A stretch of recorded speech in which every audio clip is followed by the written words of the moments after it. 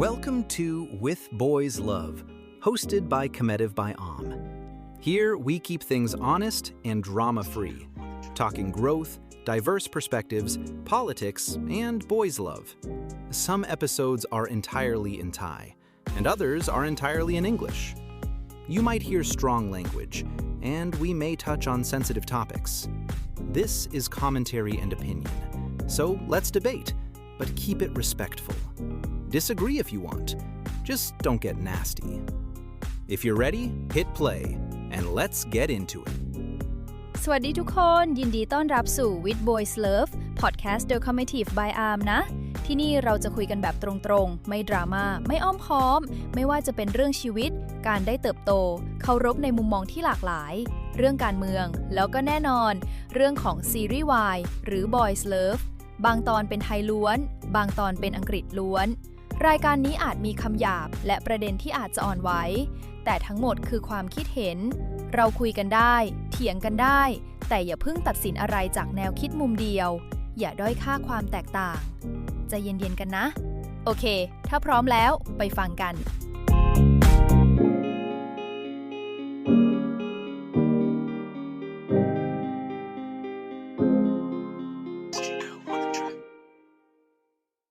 What you are about to listen is not simply a merged narrative. It is a long corridor of mirrors, reflecting one man's death, an industry's silence, and a system that survives by controlling what you are allowed to see. At the center stands Menglong. On September 11, 2025, reports announced that he had fallen from the fifth floor of a luxury apartment in Beijing's Chaoyang district. He was 37 years old. The official explanation? An accidental fall linked to alcohol intoxication. Case closed. Except it never really closed. Because from the first hour the news circulated, something felt fractured. Not necessarily wrong, not provably criminal, but incomplete. As if the final chapter had been written before the middle pages were fully read. And that is where the deeper story begins. The morning the city whispered. The early hours of September 11th were quiet in Beijing. Most people were asleep. But on social media, fragments started surfacing.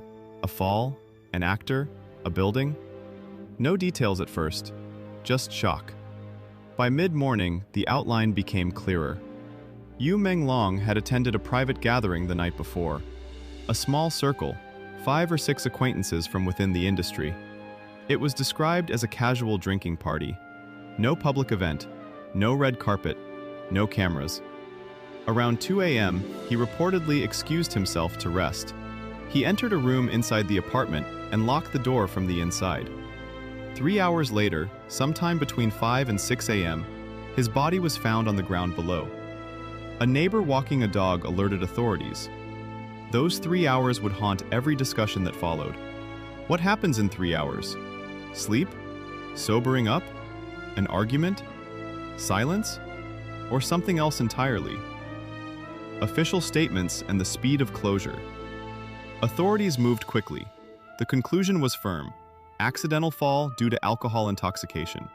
No evidence of homicide. No criminal case. His agency echoed the same line. Soon after, a letter from his mother was released, urging the public not to spread rumors. She described the event as a tragic accident. She asked for dignity and calm. On paper, everything aligned. A private party, alcohol, a fall. A grieving family asking for peace. But online, peace was the one thing that did not come. Because in cases like this, speed creates suspicion. When the narrative arrives fully packaged, cause identified, doubt dismissed, people begin to wonder what was left out. The timeline and the locked door. If he entered the room at 2 a.m. and the fall occurred roughly 3 hours later, what happened in between? Supporters of the official explanation argue that alcohol impairment can last for hours. Judgment can be distorted. Accidents happen. Skeptics point to reported details. The room was locked from the inside. The window screen was damaged. His manager had previously described him as someone who handled alcohol responsibly.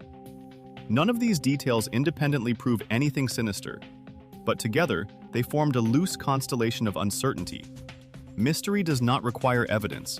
It requires absence. And absence was everywhere. The rumored footage. Then came the whispers about video and audio clips, materials that allegedly appeared briefly online before being removed. According to unverified accounts, the footage depicted a man suspended outside a window, pleading in distress. "I will not bow to you, even if you kill me. I'm afraid of heights. Let me go."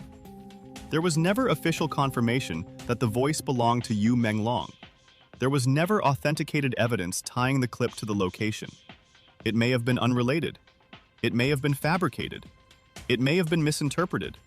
But it spread fast enough to ignite collective imagination. And just as quickly, it vanished. On platforms like Weibo, discussions were reportedly removed.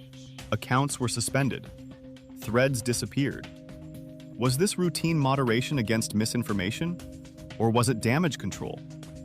Silence does not clarify. It amplifies. The second letter and the fracture. Weeks later, reports emerged of a second letter attributed to his mother, one that allegedly contradicted the earlier statement. This version suggested that the death was not accidental, but possibly the result of intentional harm and a staged scene. The authenticity and context of this letter became contested territory, and again, discussions were curtailed. When narratives shift publicly and then become restricted, trust erodes. Not because conspiracy is proven, but because transparency feels rationed. The larger question, what is the entertainment industry? To understand why this case struck such a nerve, one must look beyond the individual tragedy. The entertainment industry is not merely a creative field, it is a structure of power. It controls image, it controls timing, it controls visibility, it controls silence. Media organizations, including those that cover entertainment, shape perception. They decide what is headline-worthy, they decide which words to use, they decide which questions are too dangerous to ask. We are the watchdogs, the media often claims. We expose corruption. We challenge politicians. We analyze corporate fraud. But rarely do we interrogate the ecosystem that feeds us clicks, views, and ad revenue. The entertainment machine is lucrative, it is glamorous, it is addictive, and it depends on narrative management. When death becomes content. In the real world, a death halts time. It demands introspection. In the entertainment sphere, a death becomes a data point. Engagement rates spike. Search trends rise. Tribute videos circulate. Monetized memorial posts appear. We package grief into 3-minute reads. We use words like bright smile and gentle soul. We avoid uncomfortable structural analysis. And then, within days, the algorithm moves on. The machine never stops. A pattern beyond one country. South Korea has faced repeated tragedies involving young idols and actors. Each time, public mourning erupts. Agencies release statements citing personal struggles. Contracts remain intact. Training systems remain harsh. Globally, the pattern is familiar. High pressure, rigid image control, intense scrutiny, and limited autonomy. Fame is marketed as freedom, but often it is surveillance. The BL industry, fantasy and control. Consider the boys' love BL industry, especially in markets where it has exploded in popularity. It sells romance, it sells innocence, it sells devotion. It packages chemistry as authenticity. Actors are encouraged, sometimes required, to maintain ship dynamics off-screen. Interviews are choreographed. Public interactions are curated. Every smile is strategic. Fans invest emotionally. They defend fiercely. They believe in the narrative. But behind the camera, the pressure can be relentless. Actors may face strict contract clauses, limitations on personal relationships, demands to perform affection continuously, intense social media scrutiny, schedules that erode mental stability. This does not mean every production is abusive. It does not mean every executive is corrupt. But systemic vulnerabilities exist, and where power imbalances exist, exploitation can follow. The darker allegations, exploitation and silence across global entertainment industries. Documented cases of sexual harassment, coercion, and abuse have surfaced. Private dinners framed as networking, investors expecting gratitude, promises tied to compliance, reputation destroyed for refusal. Drug pressure has been reported in some markets, substances used to increase stamina, suppress appetite, maintain weight, sustain performance. When an actor refuses, roles disappear, endorsements vanish. Whispers about attitude problems circulate. Media outlets may publish blind items hinting at diva behavior, unreliability, instability. Public perception shifts. The system protects itself. The actor you think you know. Fans often say, "He's so kind. He looks innocent. He would never be involved in something dark." But public persona is engineered. Marketing teams craft softness. Publicists design redemption arcs. Studios script chemistry. The smiling actor at a fan meeting may be exhausted beyond articulation. The affectionate co-star dynamic may be contractual. The live stream laughter may follow a private breakdown. This does not mean every actor is suffering, but it means you cannot assume safety based on a filtered image. The mask and the temple. Powerful individuals can perform virtue publicly, attend charity events, donate to religious institutions, post inspirational quotes, advocate for morality, and still commit harm privately. This duality exists in politics, corporations, religious institutions, and yes, entertainment. Image is armor, reputation is currency, and influence can insulate. Fame is not protection. Menglong's death, regardless of its ultimate cause, exposed a painful truth. Visibility does not equal safety. Being loved by millions does not guarantee protection from structural pressures. Being talented does not shield someone from coercion. Being famous does not prevent isolation. The media's complicity. The second article's confession is uncomfortable because it implicates the storytellers. Media platforms depend on access. Access depends on cooperation. Cooperation depends on maintaining relationships. If a journalist pushes too hard, they risk losing invitations, exclusives, interviews. So difficult questions remain unasked. The entertainment machine feeds the media feeds the audience feeds the machine. It is a closed loop.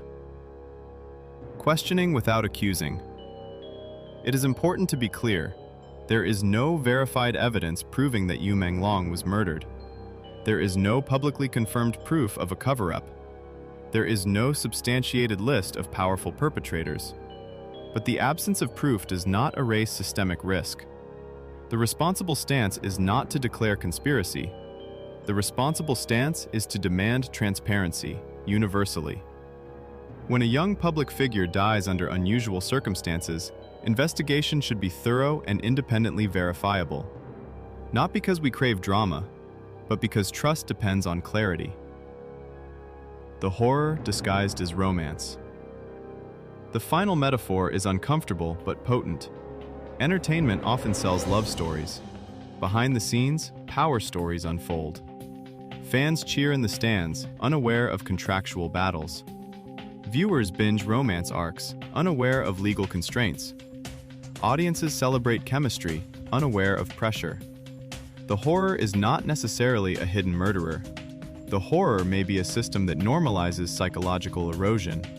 A system where exhaustion is marketed as dedication, where silence is framed as professionalism, where compliance is rewarded, where dissent is punished. The real question. When you read a headline that says, "Actor found dead," "Fatal fall," "Tragic accident," do not immediately leap to conspiracy. But do not immediately close the book either. Ask, was there transparency? Was there independent oversight? Were all stakeholders heard? Were systemic conditions examined? Because sometimes, even if a single death is accidental, the environment surrounding it may not be healthy. And that environment deserves scrutiny. Final reflection. Menglong's passing remains, at minimum, a tragedy. Whether accident or something darker, it exposed cracks in public trust. It forced audiences to reconsider the cost of fame. It reminded us that entertainment is not just glitter and scripts. It is contracts. It is control. It is narrative management. It is power. And power, when unchecked, can distort truth. The next time you see your favorite actor smiling on stage, do not assume they are suffering. But do remember they are human. Behind every curated image is a person navigating pressure you may never see. Behind every sanitized statement may be unanswered questions. And behind every industry built on fantasy lies a structure that must be held accountable. Not through rumor, not through hysteria, but through relentless demand for transparency and humanity. Because the most frightening story is not that monsters exist. It is that systems can become monstrous, quietly, legally, beautifully packaged, while the audience applauds. And the only way horror ends is when the lights are finally turned on. Thank you for listening to our podcast. I know this episode is kinda heavy, but it's just something that you need to know. Don't forget to click like, subscribe, and comment. Tell us what do you think about this case. See you in the next episode. So, do you agree with today's topic? If you disagree, honestly, that's amazing. Tell me in the comments. Thanks for listening to With Boys Love, hosted by Commettive by If you enjoyed the show, please support us by following, subscribing, sharing, or joining the membership program. Your support keeps these conversations going. Visit commettivebyom.com to join us and make a difference.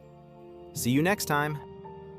คิดยังไงกับประเด็นวันนี้บ้าง เห็นด้วยไหม ถ้าไม่เห็นด้วยบอกเลยว่าดีมาก คอมเมนต์มาคุยกันได้ และขอบคุณที่ฟัง With Boys Love โดย Commettive by นะ ถ้าชอบรายการนี้ช่วยซัพพอร์ตโดยการกดติดตาม กด subscribe กด follow แชร์ คอมเมนต์ หรือจะเข้าร่วมระบบสมาชิกในช่องก็ได้ ทุกการสนับสนุนช่วยให้เรามีแรงกายและใจในการทำคอนเทนต์เพื่อเปิดพื้นที่ให้ความต่าง เข้าไปทักทายที่ commettivebyarm.com ได้เลย แล้วเจอกันใหม่ตอนหน้านะ สวัสดี